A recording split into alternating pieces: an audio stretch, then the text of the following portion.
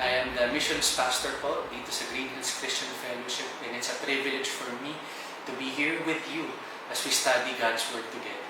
Pero bago po ang lahat, manalangin po muna tayo. Let's pray. Panginoon, thank you po sa panahong ito na maaari kaming magkita-kita at magtipon-tipon mali. Although, mas gustuhin namin, Lord, kung tulad ng dati, nakakapagkita-kita kami in our churches, in a setting tulad ng Sibak Bayenia, kung saan nagkikita-kita talaga kaming lahat. No? Pero Panginoon, we're still grateful and thankful na through technology, we're still able to glorify you, to praise you together with our families. Kaya naman, Panginoon, we know na kasama ka namin ngayon in our devotional time together as a Sibak family. At panalangin po namin na maging impactful po itong time na ito, kung saan ay may a-apply po talaga namin ang inyong banal na salita. At masusunod po namin ang example ng aming Lord and Savior Jesus Christ. Not just as individuals, not just as separate churches, but as one Sibak family. Now, Lord, we praise you and honor you and glorify you in our time together. In Jesus' name, amen and amen.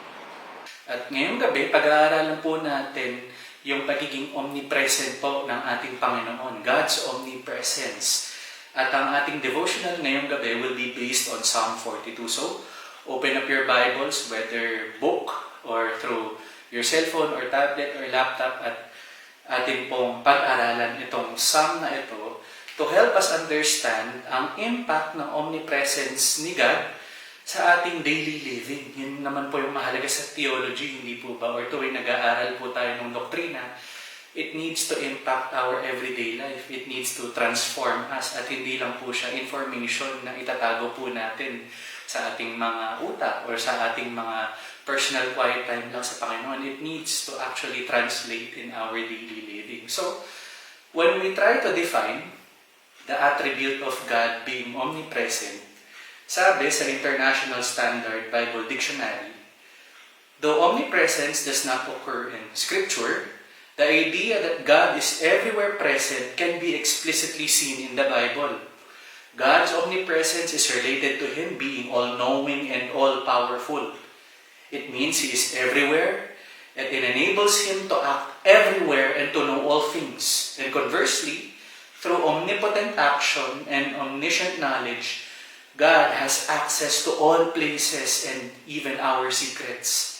So then, God, the God of the Bible, is the undisputed infinite creator, preserver and governor of the universe, present in all His works, yet superior and transcendent above all them.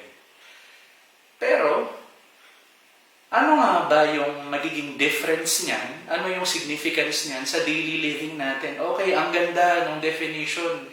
Very powerful words, no? Sabi nga doon, may relationship daw yung omnipresence ng Panginoon sa kanyang pagiging omniscient and omnipotent, yung pagiging all-powerful at all-knowing ng Lord. They're all in relationship with each other to describe who God is. Pero ang significant question pa rin para sa atin is, so what?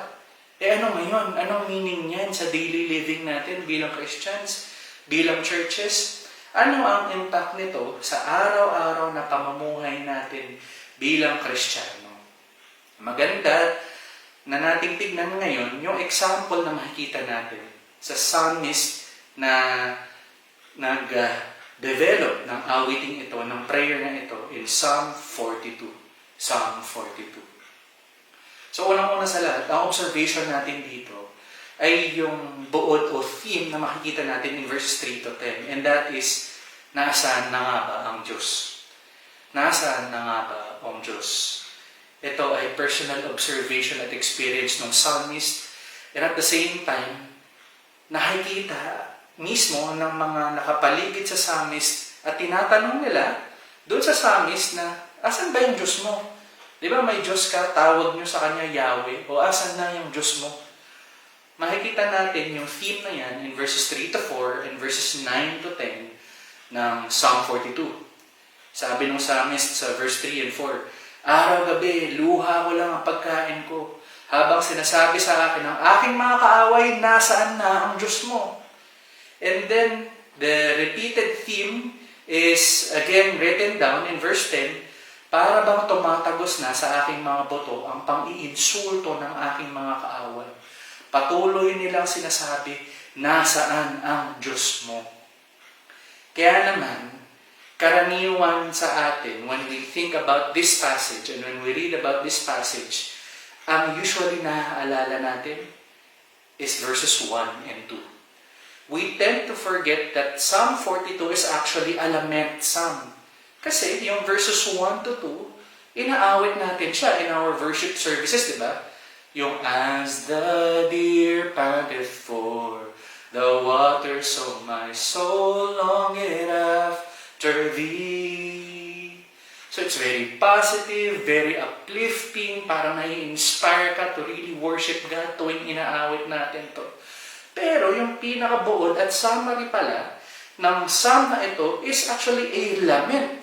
Actually, sabi nga ng Bible historians, connected din ito in Psalm 43. At very graphic na nga yung words ng psalmist in Psalm 43. Kasi yung tema doon ng psalmist, sinasabi niya sa Panginoon, Lord, pag higantihan niyo na ako, puksain niyo na yung mga kaaway ko, please give me justice, O God.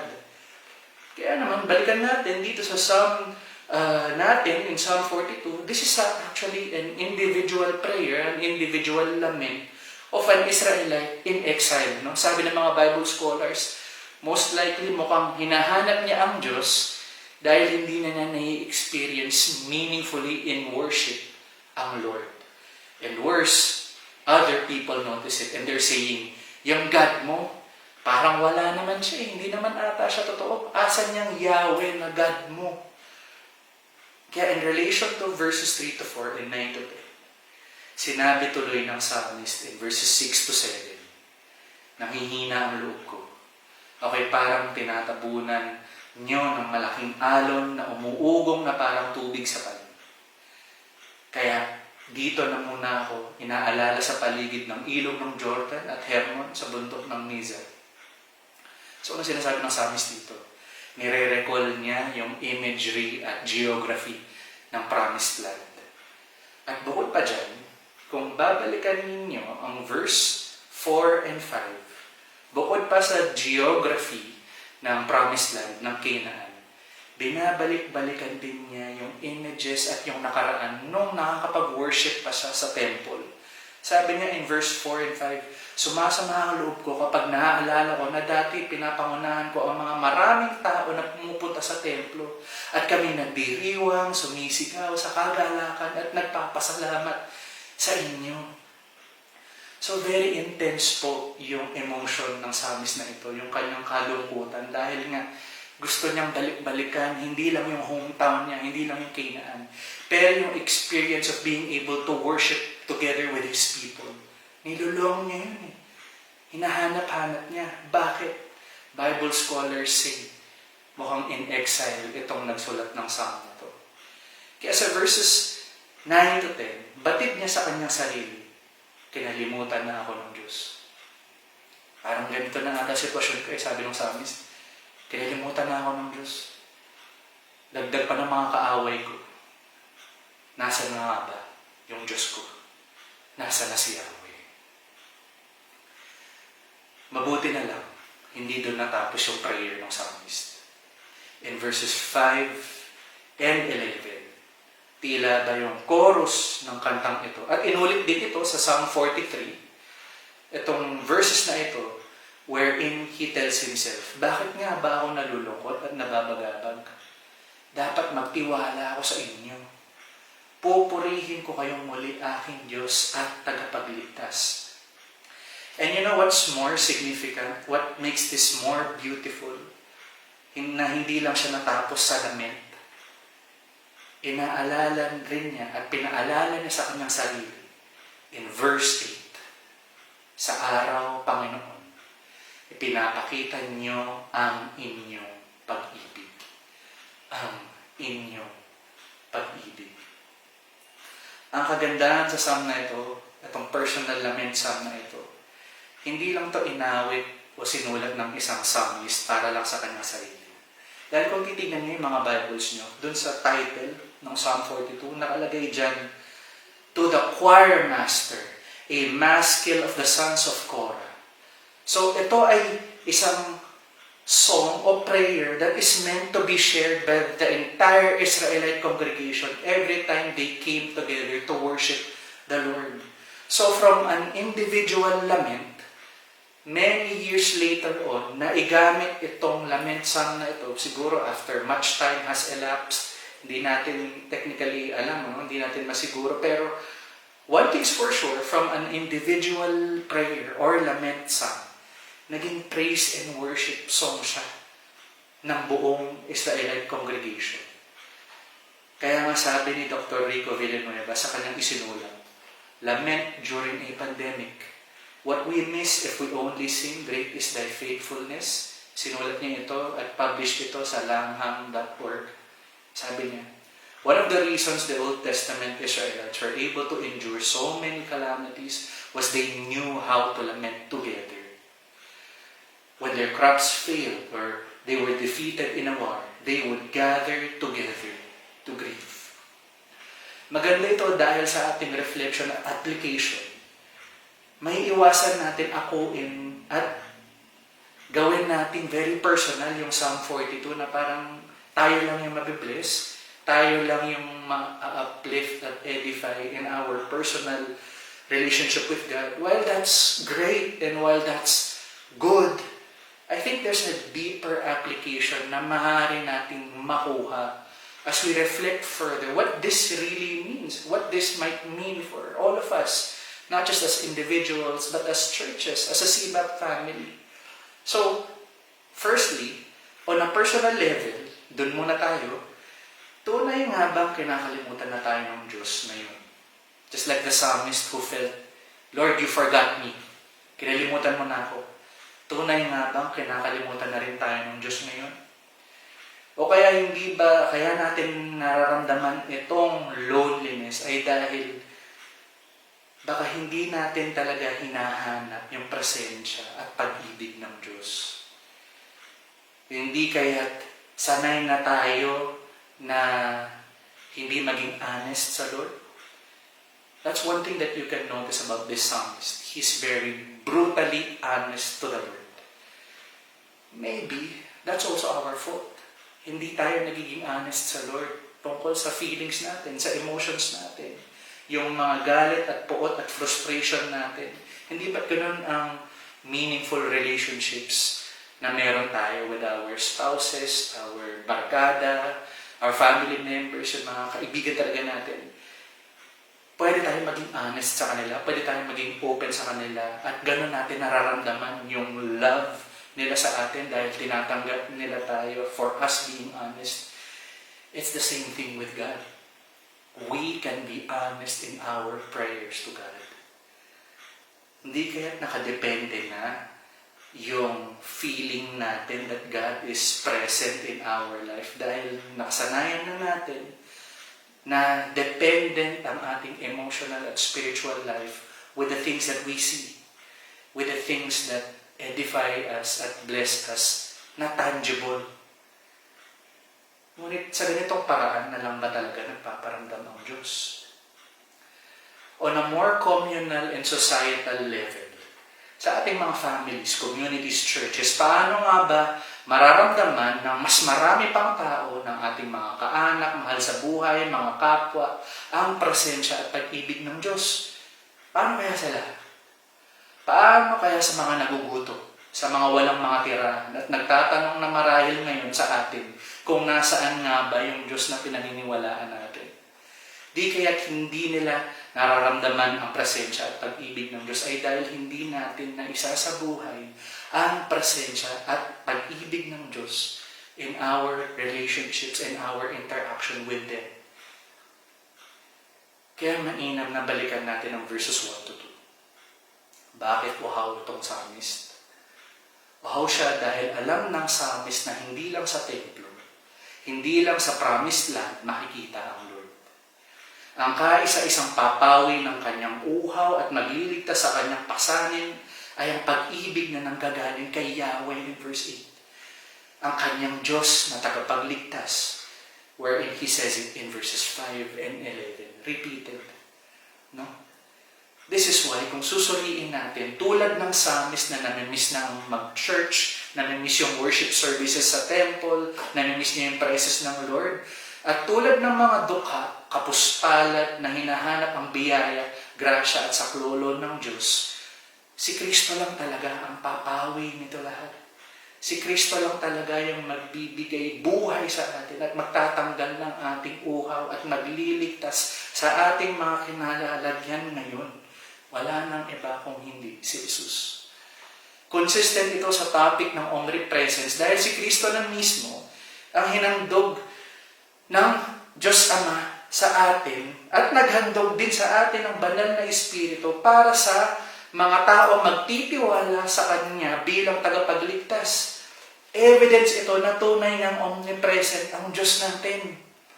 Si Kristo na nagkatawang tao upang mamatay sa krus at mabuhay muli upang tayo'y mailigtas sa ating mga kasalanan at upang tayo ay Kanyang gabayan at magamit para sa pagpapalaganap ng Kanyang magandang balita through the empowerment of the Holy Spirit.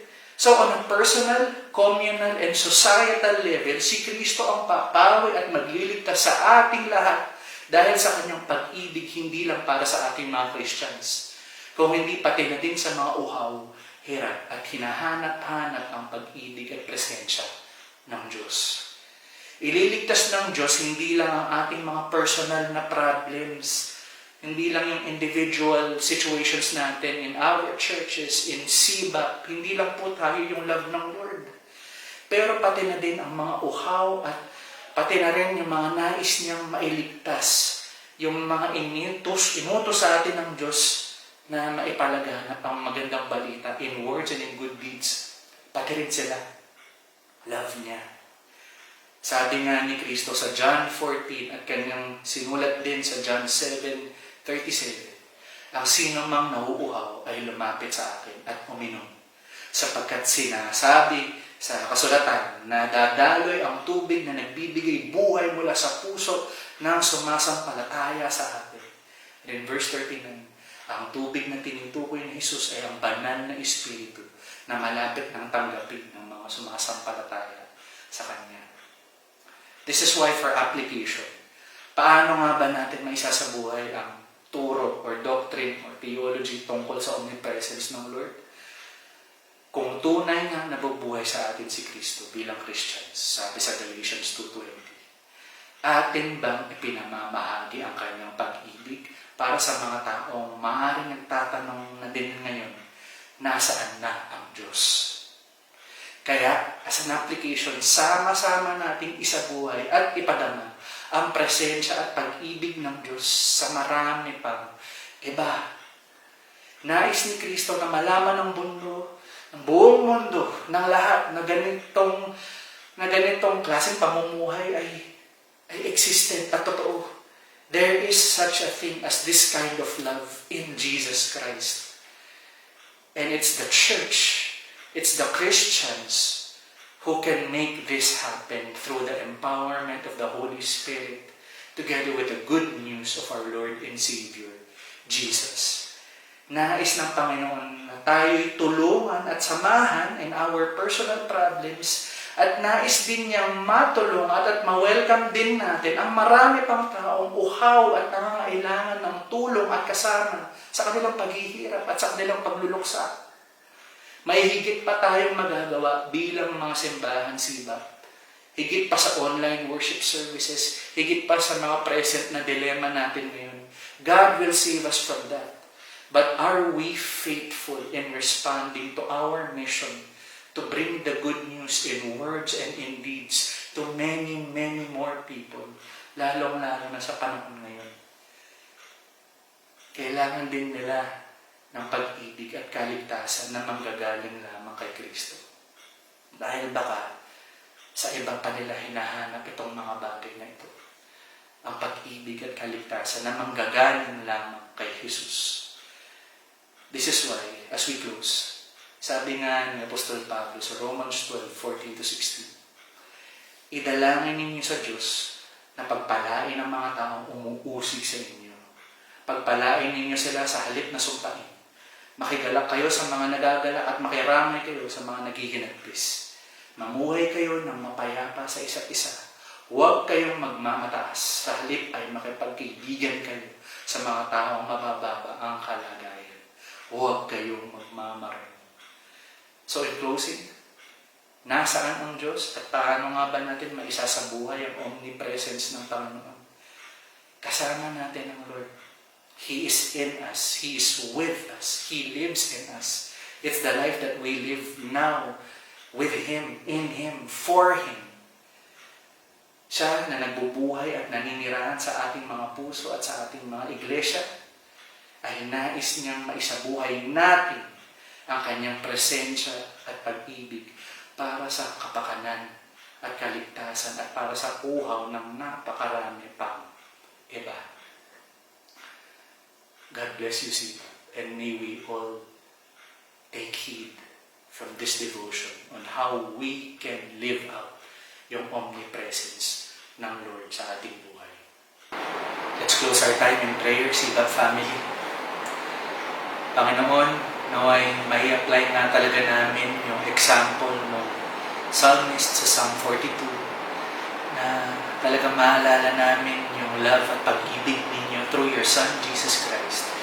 At maramdaman namin ang presensya mo na tuwing feeling namin, nakakalimutan nyo na kami, that we always remind ourselves na nandyan kayo through the Holy Spirit, through your word, and more importantly also through the love of others around us. Pero higit pa po sa individual blessing tulad ng psalmist na na-experience namin from you, it is our desire now, O Lord, to be able to spread this love, to apply yung omnipresence ninyo sa buhay ng ibang tao by making them know and letting them know that your love also exists for them. At sa tuwing hahanapin nila kayo, ay andito kami upang sila'y tulungan at upang maibahagi sa kanila ang inyong magandang balita. Ang magandang balita na magliligtas din sa kanila at papawi din sa kanilang mga uhaw. Ito po ang aming dalangin sa ngalan ni Jesus.